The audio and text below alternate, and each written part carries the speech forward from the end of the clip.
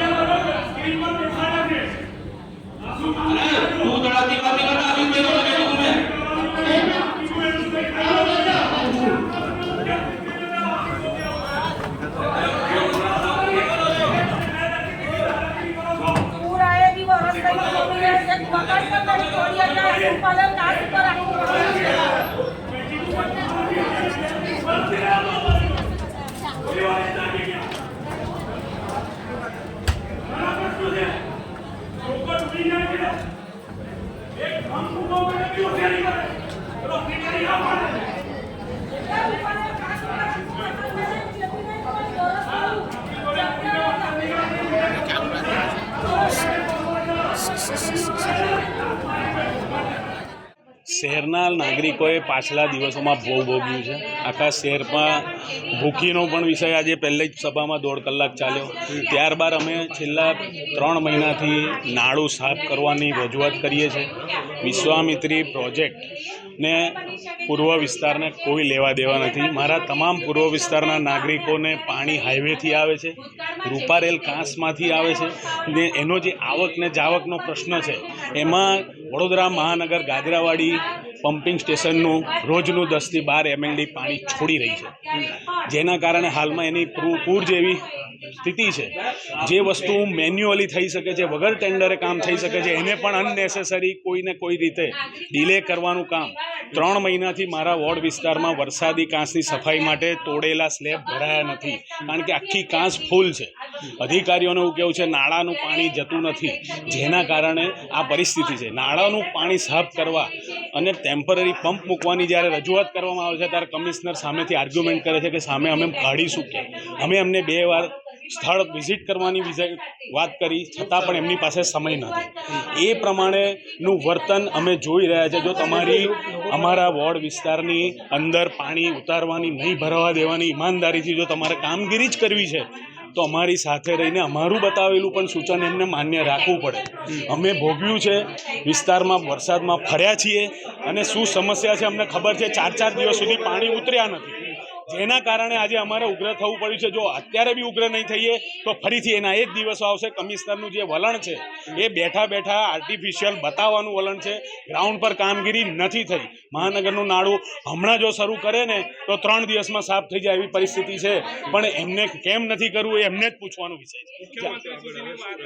મારે સ્પષ્ટ કહેવું હતું કે તમારે અમારી ફરિયાદ જો મુખ્યમંત્રીને બી કરવી હોય તો કરી શકો છો, કારણ કે સાચી વાત હજુ સુધી મુખ્યમંત્રી સુધી પહોંચતી નથી કે કોર્પોરેટરની શું વેદના છે, કોર્પોરેટરને પબ્લિક કયા ભાષામાં બોલે છે એ એમની સુધી નથી પહોંચતી. એ મારી ફરિયાદ કરશે ત્યારે મને પણ મારો પક્ષ મૂકવાનો મોકો મળશે અને જે સત્ય હકીકત હશે હું એમને પણ સ્થળ પર લાવીને બતાવીશ.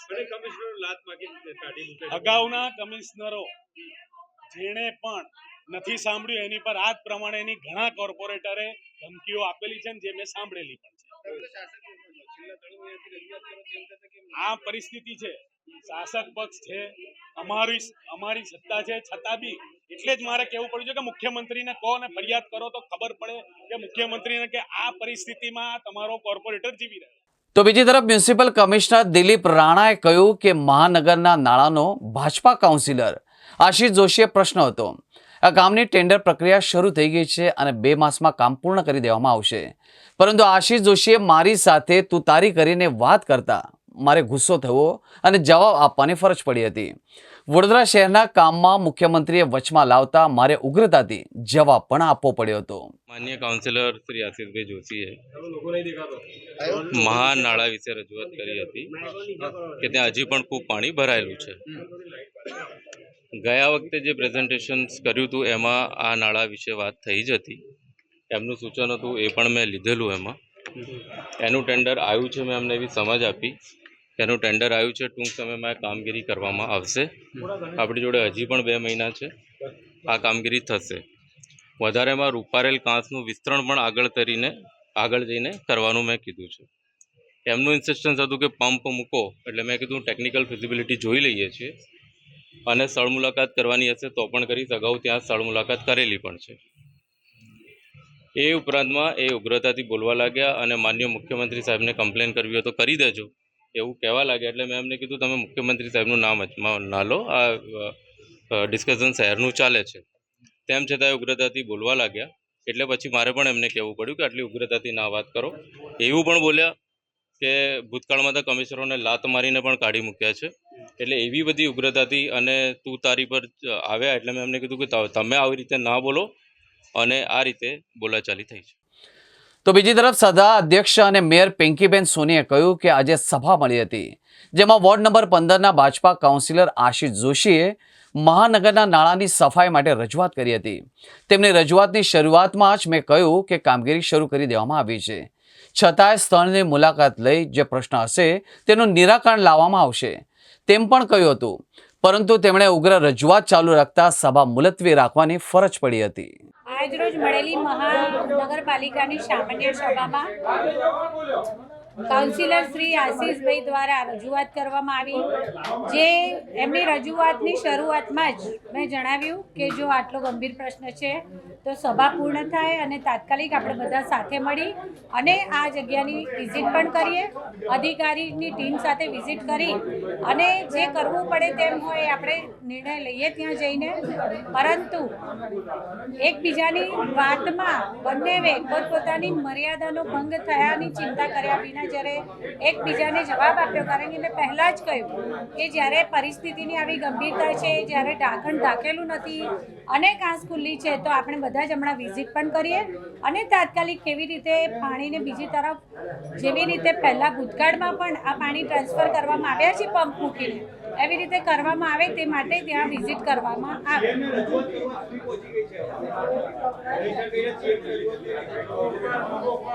આ જે મહાનગરનું નાળું છે, વર્ષોથી વડોદરા શહેરમાં છેલ્લા 30 વર્ષથી આ વિસ્તારમાં છે કે જેનો આ પ્રથમ વખત સ્લેબ તોડી અને સફાઈ કામગીરી, કારણ કે આપણે સૌ જાણીએ છીએ તેમ ટેન્ડર પ્રક્રિયા અને ટેકનિકલી જે રીતે કામગીરી આગળ વધતી હોય ત્યારે ટેન્ડર પ્રક્રિયા માટે કદાચ એ લોકો રાહ જોઈ રહ્યા હતા.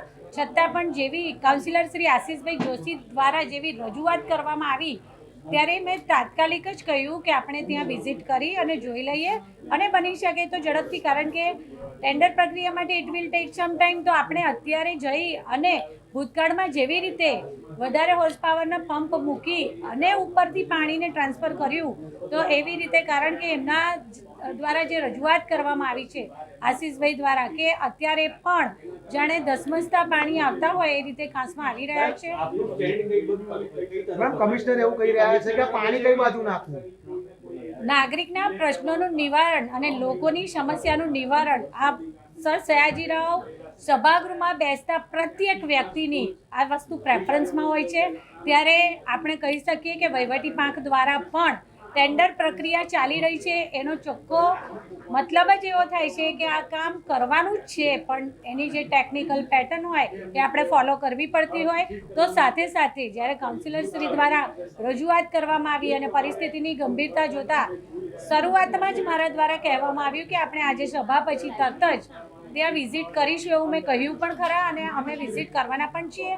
પરંતુ આ ઇન બિટવીનમાં આ ટેકનિકલ પ્રોસેસ છે, એના માટેનો જે ટાઈમ લાગે છે એ ટાઈમ તો લાગશે.